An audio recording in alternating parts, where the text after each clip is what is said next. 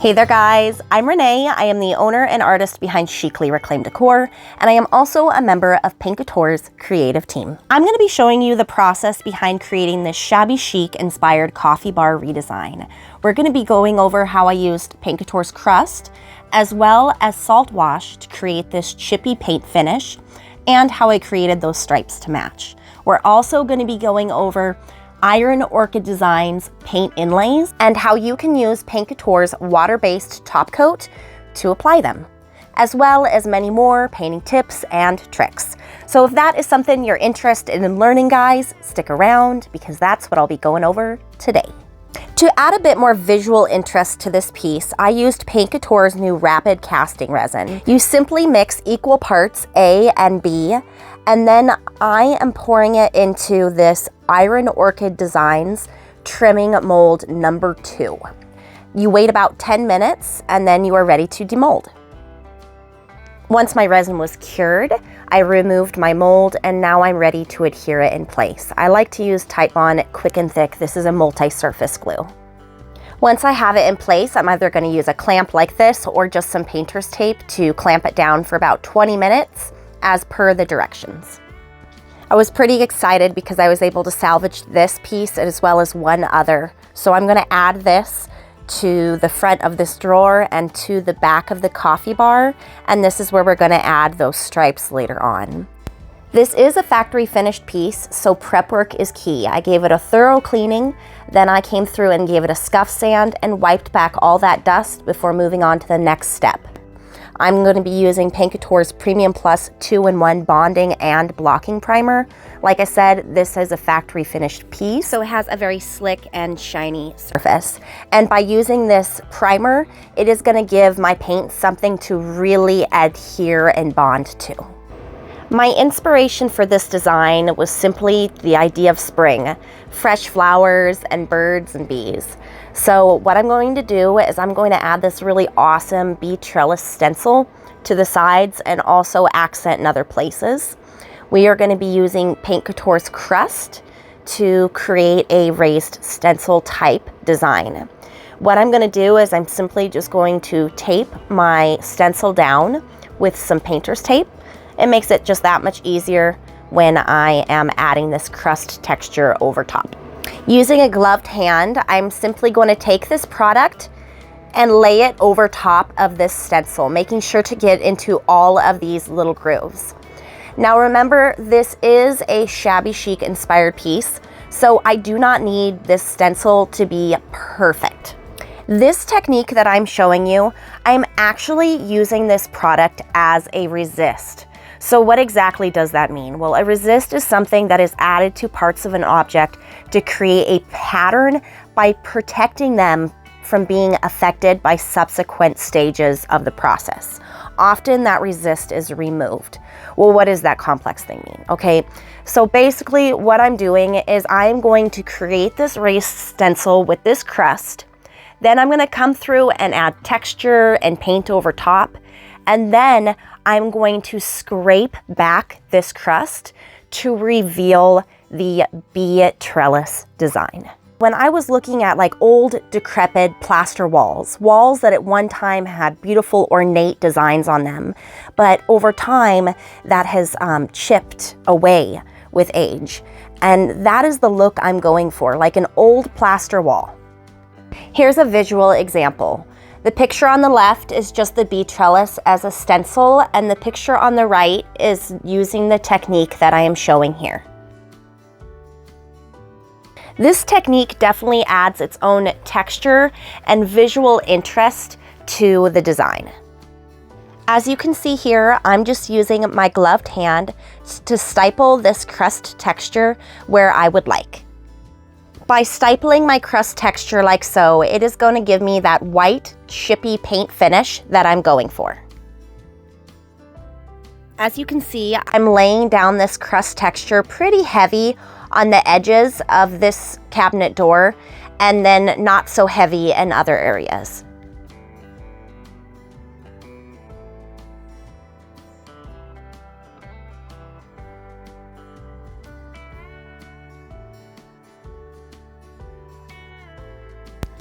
Using texture is a great way to disguise any imperfections that a piece of furniture may have. Like, for instance, right here, I had some veneer that had failed, so I ripped that off, and instead of doing Bondo and all of that, I'm just going to use crust and just roll with it and go with the shabby chic old look. And here is an up-close look at that crust after I was done laying it down.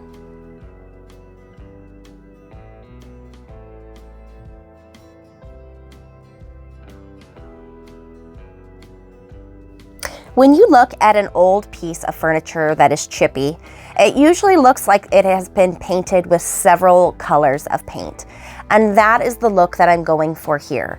So what I'm doing is I'm laying down 2 different colors of paint. These 2 colors kind of have a rust type look. And when I put my resist over this and then I sand that back, these are the colors that will be peeking through. This is definitely the ugly stage. This is when you will have to trust the process. So once that is dry, I'm going to be taking Saltwash, and I'm simply going to sprinkle it over the areas where I want these paint colors to show through. Remember, here we're using Saltwash as another resist. And then you're going to come back through with the misting bottle and wet down that Saltwash texture. As it dries, it will harden, creating a resist. Okay guys, let's talk paint. I'm going to be doing a blend of Sophia, Queen's Court, and Deep Lake. I want this piece to look like it was originally painted blue, but the sun and time has faded the original finish.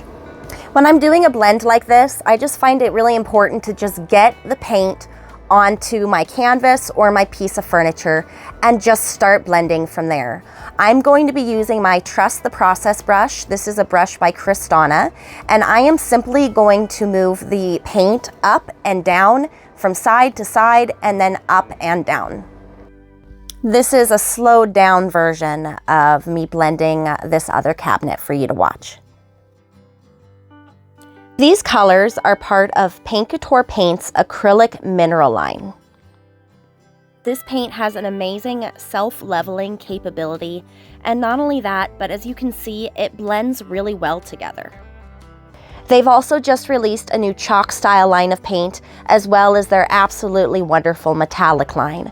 I'm going to go ahead and put my affiliate link down in the description in case you'd like to try this paint or any of the other Paint Couture products I highlight. You are not charged anything more by using my affiliate link, but Paint Couture will give me a little extra something in return. So thank you for the support. Next up is the really fun part, because we get to chip back to reveal all these different layers of texture and color. So you can either take a carob scraper. I actually just am using a chisel here. And as you can see, I'm simply just using it to literally scrape off the texture that we have laid down. I'm scraping off not only Paint Couture's crust, but the Saltwash as well. And remember, you can decide how much or how little of that crust texture you take off, but just be sure when you're done to wipe back to reveal all this amazing chippiness. And then I'm just gonna follow that same process to reveal the texture and the bee trellis stencil on the sides.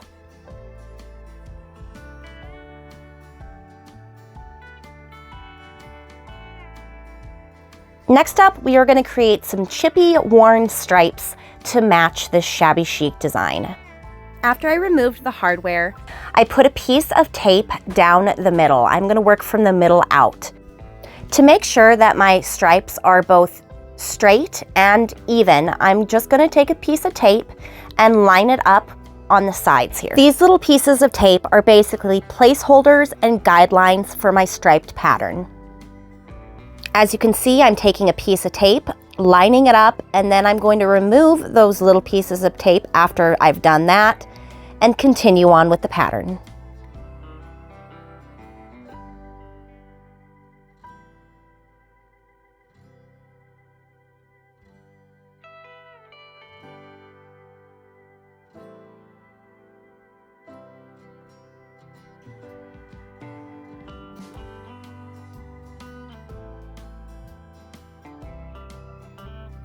This is what it looked like when I was all done taping everything down.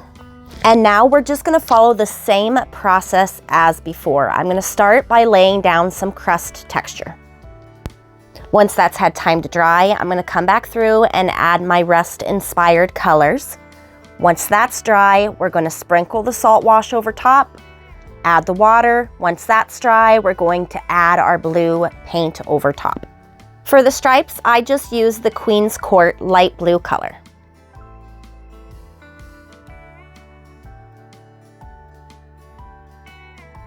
Once the tape was removed, I just did the same as before, took my chisel or carob scraper, and I'm scraping off the crust texture as well as that salt wash, making sure to wipe back when I'm done to reveal all the beautiful chippy colors.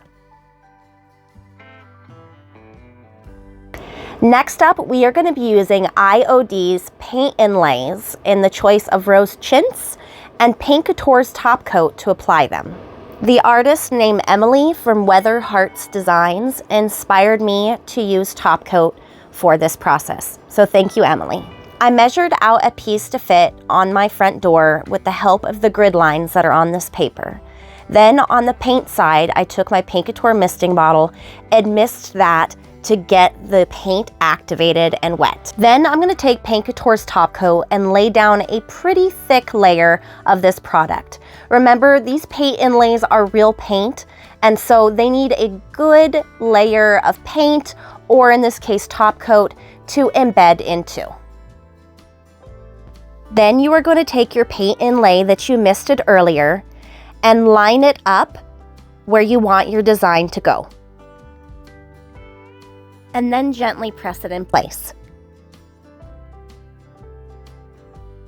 Next up, you're going to mist the front of this design. And then I used this sponge to gently press it into place. I followed that same process for the other door, and once my paint inlay was dry, I am ready to remove it. So what you want to do is you want to spray it down with your misting bottle, so that way you can easily remove this paper. My advice is just take your time and pull it back slowly. I had really good results when I used Topcoat to apply these IOD paint inlays. I have to admit I was a bit intimidated by this product, but like I said, I had phenomenal results doing this, and the paint still remained active when I used the Topcoat. So I could go back and manipulate this paint however I wanted, meaning I could leave the paint inlay design as it is, or I could reactivate the paint with water and manipulate that paint however I'd want, which is something I will be covering in another video. So stay tuned for that. And here's a quick peek at how I redesigned the rest of this coffee bar using all of the same techniques that I've already shared with you in this video.